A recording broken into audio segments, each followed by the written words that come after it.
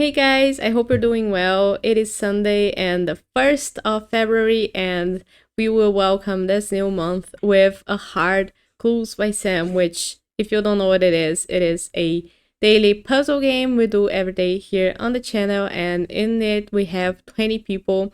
Each of them may be a criminal or an innocent, and they might give you clues to help figure out what each person is, not themselves necessarily, and you need to do no guessing to get to the end. So if you want to play it as well, there is a link in the description to take you to it, and you can do it along with me because I'm going to start mine right now and I'm going to explain my logic as I go.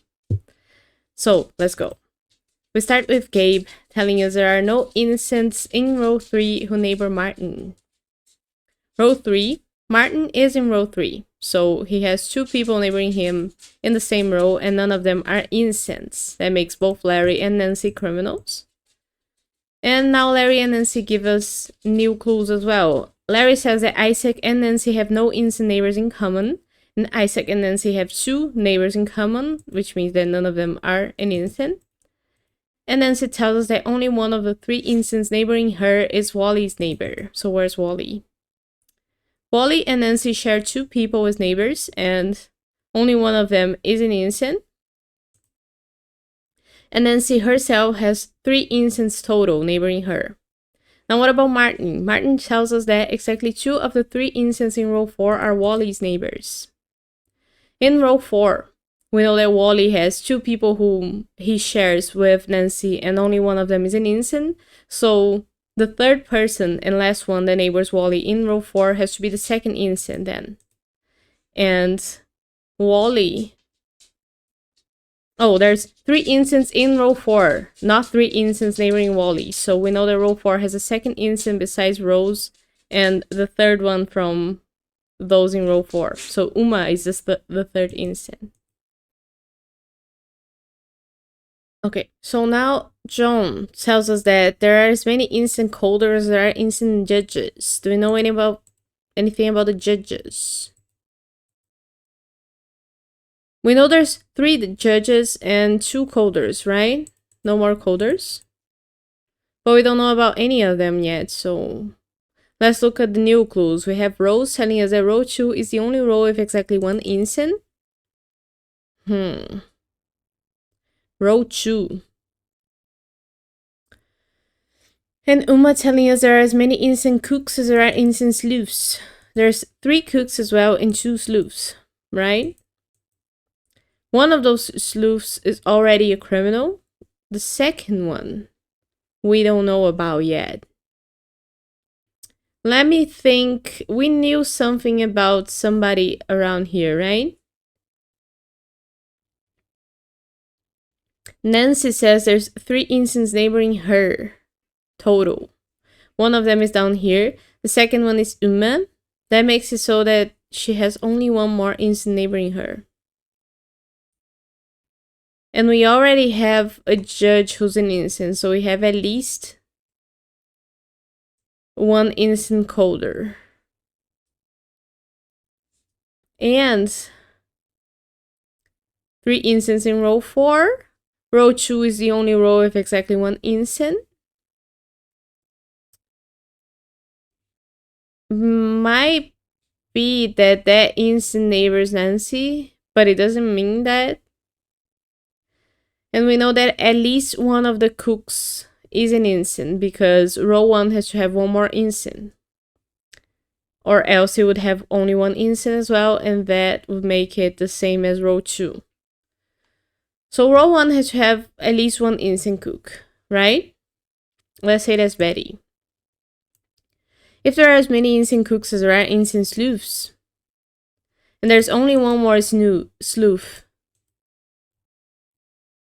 and there has to be 1 innocent sleuth, Vance has to be innocent, and that means that we have 2 criminal cooks, because there can't be any more innocent cooks.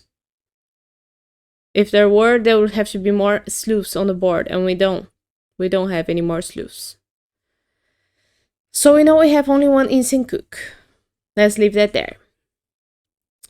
Martin says exactly 2 of the 3 innocents in row 4. okay, we don't need that anymore. Isaac and Nancy have no instant neighbors in common. We did that, so we don't need that anymore. There are as many instant coders as there are instant judges.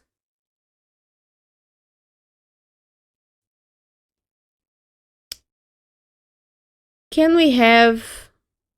Well, we know we can't have 2 instant coders. Oh, we can. There's no reason why. Nancy has to have 1 more instant neighbor. It could be Karen. And then there will be 2 instant judges and 2 instant coders.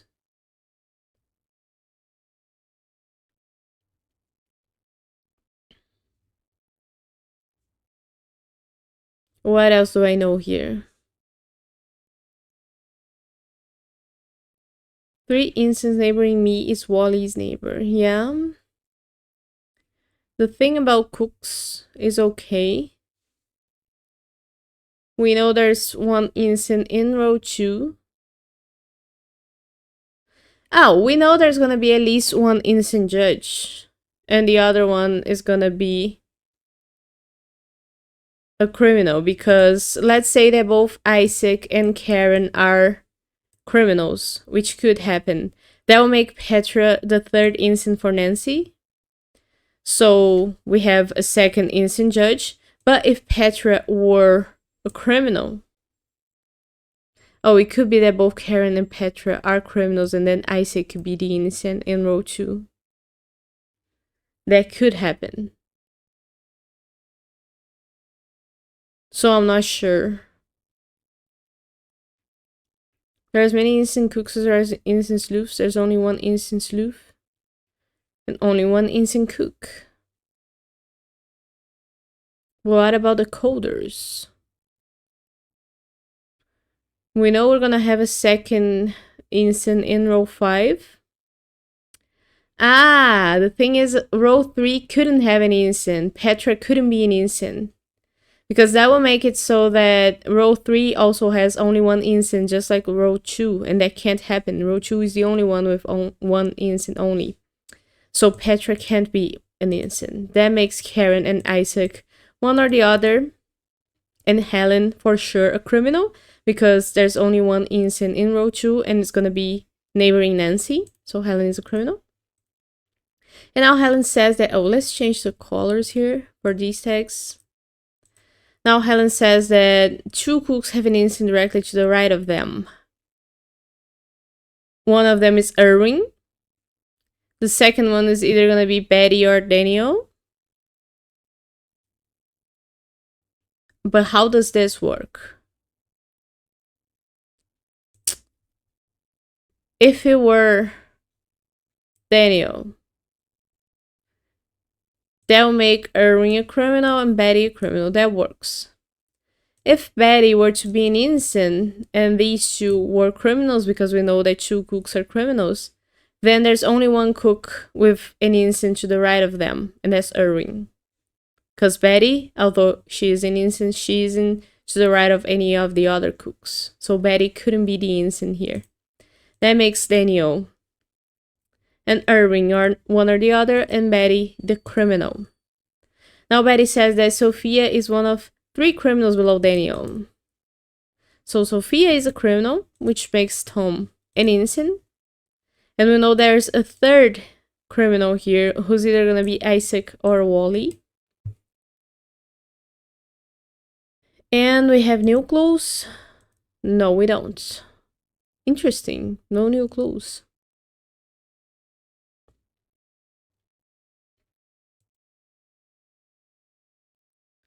How do we do that?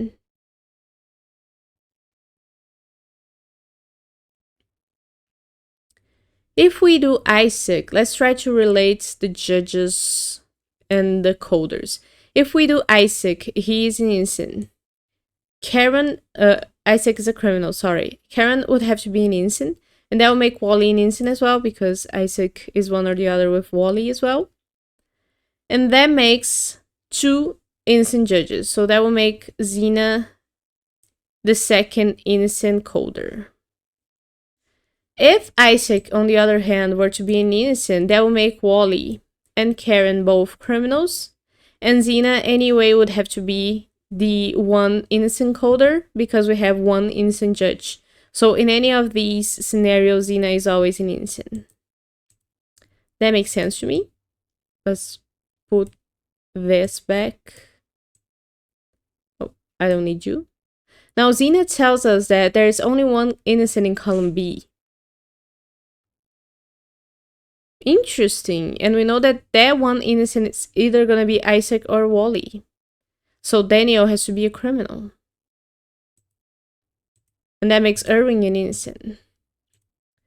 Now Daniel says there are 8 innocents on the edges total. How many do we have already? 1, 2, 3, 4, 5, 6. So that will make 7, 8.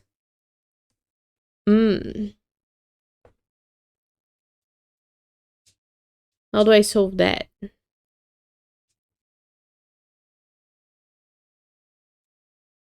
Are we gonna have 2 innocents anyway here? No, we're not. If Isaac is an innocent, then we're gonna have 2 criminals here. And there's no way to make 8 innocents on the edges, is there? 1, 2, 3, 4, 5, 6. Sarah would be the 7th, and there wouldn't be anyone to be the 8th. So Isaac has to be a criminal, which makes Karen and Wally innocents. And now we have 8 innocents on the edges. 1, 2, 3, 4, 5, 6, 7, 8. Zara is then a criminal. Nice one. I like it. Really good. So 14 minutes is okay.